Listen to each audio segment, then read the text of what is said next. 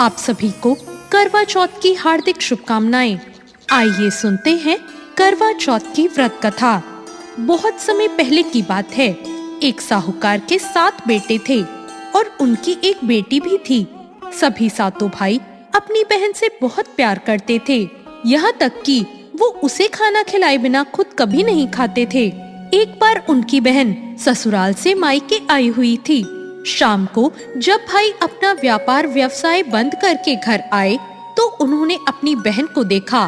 सभी भाई खाना खाने बैठे और अपनी बहन से भी खाना खाने का आग्रह किया, लेकिन तब उनकी बहन ने बताया कि उसका आज करवा चौथ का निर्जला व्रत है। वो खाना सिर्फ चंद्रमा को अर्घ देकर ही खा सकती है। उसके भाई उससे बहुत प्रेम करते थे। उनसे अपनी बहन को भूख से व्याकुल देखा नहीं गया। उन्होंने एक उपाय सोचा। उसके भाई नगर से बाहर एक पहाड़ी पर गए और पहाड़ी पर जाकर उन्होंने वहां आग जला दी और घर आकर अपनी बहन को उस आग को चलनी में दिखाया और कहा, देख बहन, चांद निकल आया है, चल जल्दी दर्शन कर ले और फिर चांद को अर्घ देके भोजन ग्रहण कर ले। भाइयों की बात सुनकर साहूकार की बेटी ने अपनी भाभियों से कहा, भाभी देखो चांद निकल आया है, आप भी अर्घ देकर भोजन कर लो। अपनी ननद की बात सुनकर भाभियां बोली, बाईसा ये तो आपका चांद है, हमारा चांद आने में अभी समय है। साहूकार की बेटी भूख से व्याकुल थी। वो चांद को अर्घ देकर भोजन करने बैठ गई। जैसे ही उसने पहला घास खाया उसे छींक आ गई। दूसरा घास खाते ही उसमें बाल निकल आया और तीसरा घास अभी खाने ही वाली थी कि उसके ससुराल से बुलावा आ गया कि उसका पति बीमार है और वो जिस भी हाल में हो तुरंत अपने ससुराल पहुँचे। अब उसकी माँ उसे विदा करने लगी। उसे विदा करने के लिए माँ ने जब बक्से से कपड़े निकाले तो सारे कपड़े काले ही मिले। दूसरी बार माँ ने कपड़े निकाले तो सारे कपड़े सफेद निकल रहे थे। बेटी बोली, माँ तुम ये सब रहने दो, मैं जाती हूँ। ये देखकर माँ घबराई और बोली, बेटी रास्ते में जो छोटा बड़ा जो भी मिले सबके पैर पड़ती जाना।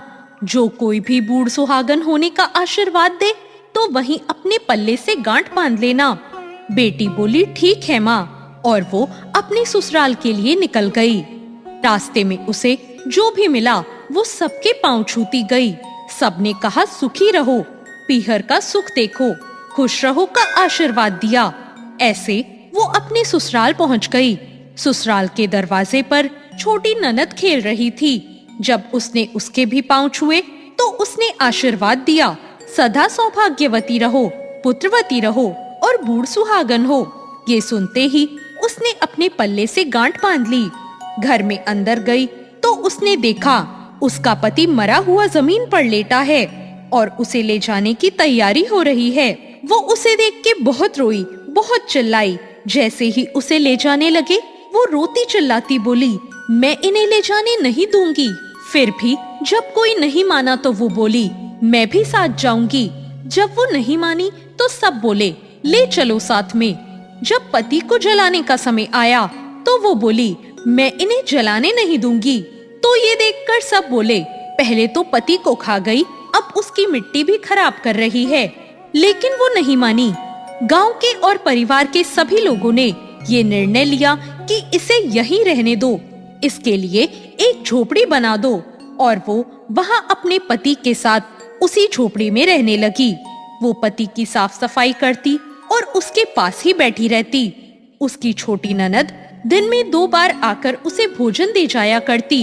अब वो हर चौथ का व्रत करती, चांद को अर्घ देती, ज्योति देखती और जब चौथ माता आती तो माता कहती, करवो ले, भाइयों की प्यारी बहन करवो ले, घनी बुखारी करवो ले। तो वो चौथ माता से अपने पति के प्राण मांगती, पर चौथ माता उसे ये कहती कि जब हमसे बड़ी चौथ आएगी तो उनसे मांग लेना। ऐसे एक एक करके सभी चौथ आई और सभी यही कहकर चली गई कि हमसे बड़ी से मांग लेना। और इसके बाद अश्विन की चौथ आई। वो बोली, तुझसे कार्तिक की चौथ यानी करवा चौथ माता नाराज हैं, वो ही तेरा सुहाग लौटाएंगी। तो ऐसा कर, करवा चौथ माता के लिए सारे श्रृंगार की तैयारी कर ले और जब वो आए तो तू उनके पैर मत छोड़ना। इसके बाद जब करवा चौथ आने वाली हुई तो उस लड़की ने अपनी छोटी ननद से पूरे श्रृंगार और सुहाग का सारा सामान मंगवाया और करवे भी मंगवाए।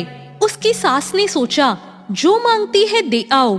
साहूकार की बेटी ने करवा चौथ का व्रत रखा और चांद निकलने पर अर्घ दिया, चौथ माता की ज्योति करी और जब चौथ माता प्रकट हुई तो वो बोली, करवो ले भाइयों की प्यारी बहन करवो ले, दिन में चांद उगाने वाली करवो ले, घनी बुखारी करवो ले। तब उसने उनके पैर पकड़ लिए और उसने कहा, माता मेरा सुहाग वापस करो। चौथ माता बोली, तू तो बड़ी भूखी है, 7 भाइयों की प्यारी बहन है, तुझे सुहाग से क्या काम। तब वो बोली, नहीं माता, मैं आपके पैर तब तक नहीं छोड़ूंगी जब तक आप मेरा सुहाग वापस नहीं करती। चौथ माता बोली, अच्छा ठीक है, ऐसा कर, चूड़ी दे, बिंदी दे। और एक एक करके उन्होंने उससे 16 श्रृंगार का पूरा सामान मांगा। उसने माता को वो सारा एक एक करके दे दिया। माता ने कहा, लगता है तुझे कोई सिखा के गया है। उसने कहा, नहीं माता, ऐसा कुछ नहीं है।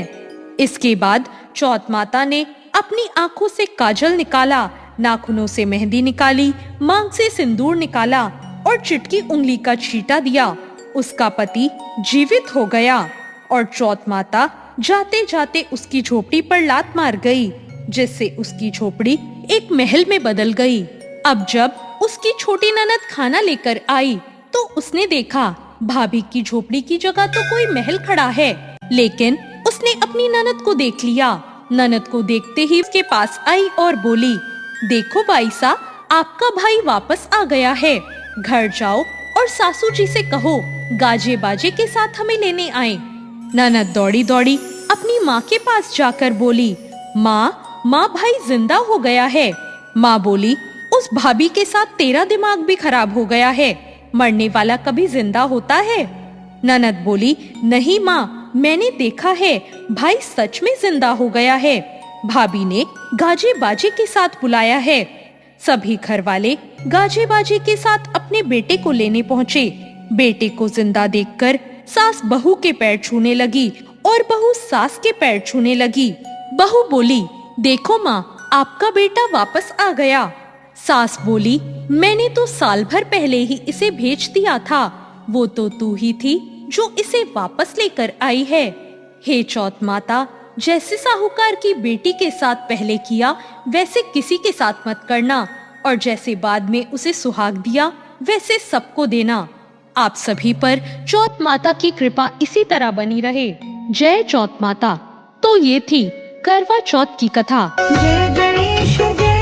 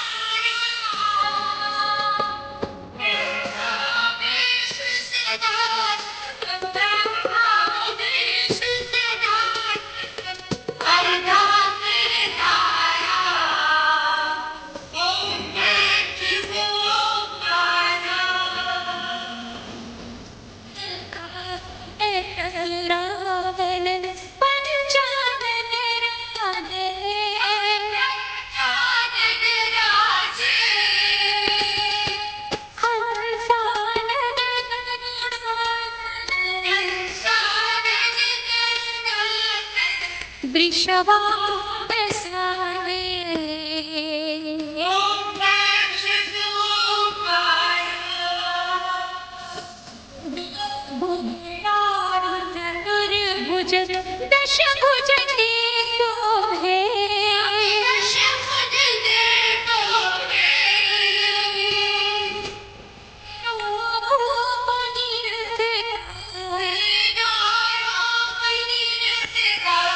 त्रिभुवन मन मोहे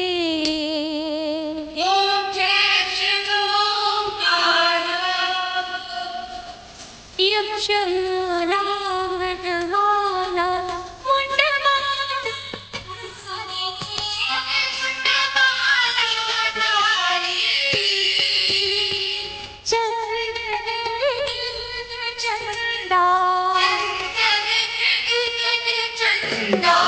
भोले शुभकारी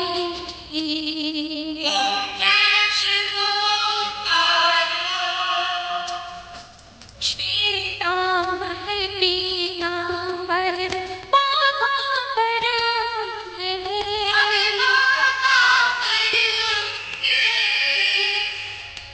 ब्रह्मादिक सनकादिक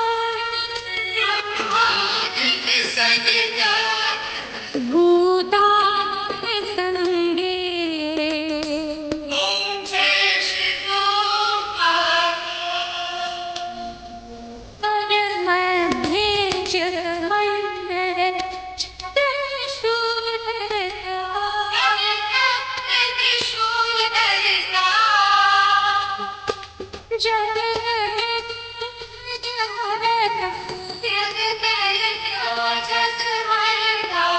जग पालन करता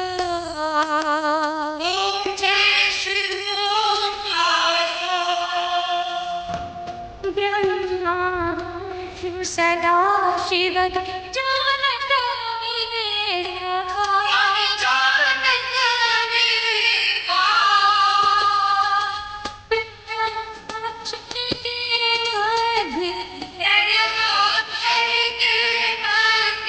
ये तीनों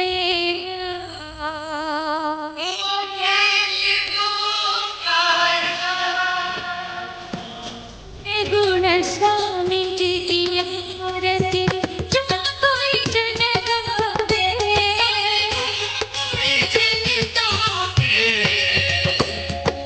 कहते शिवानंद स्वामी मन वांछित फल पावे ओम जय Shiv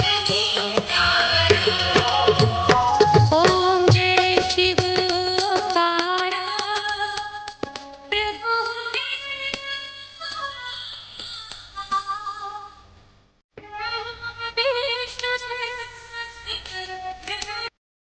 Like, share, and subscribe my channel. Thanks for watching.